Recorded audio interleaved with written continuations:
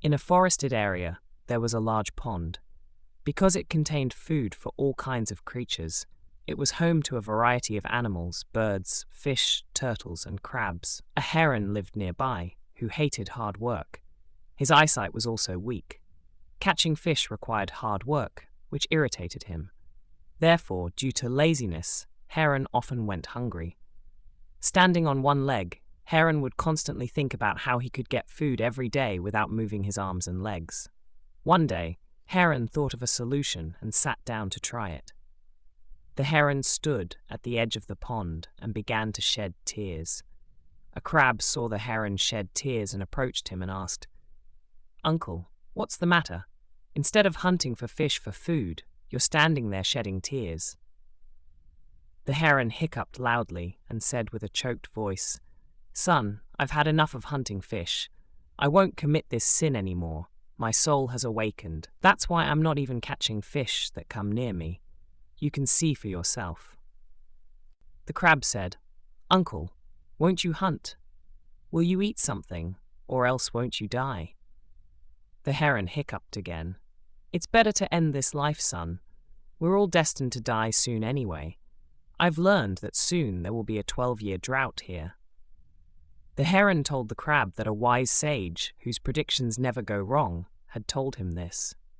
The crab went and told everyone how the heron had adopted the path of sacrifice and devotion, and that a drought was about to occur. All the creatures in the pond, fish, turtles, crabs, ducks, and cranes, ran to the heron and said, "Uncle Heron, now only you can tell us a way to escape. Use your wisdom, you have become a great scholar." The heron thought for a while and told him that a few miles away there was a reservoir into which a mountain waterfall flows. It never dries up. If all the creatures in the reservoir went there, they could be saved. Now the problem was how to get there. The heron devotee solved this problem as well. "I will carry you there one by one on my back, because now the rest of my life will be spent serving others."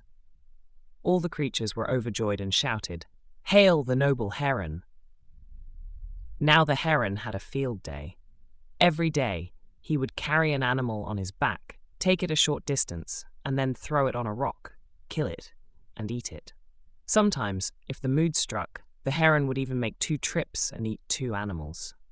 The number of animals in the pond began to dwindle. The pile of dead animal bones near the rock began to grow, and the heron's health began to improve.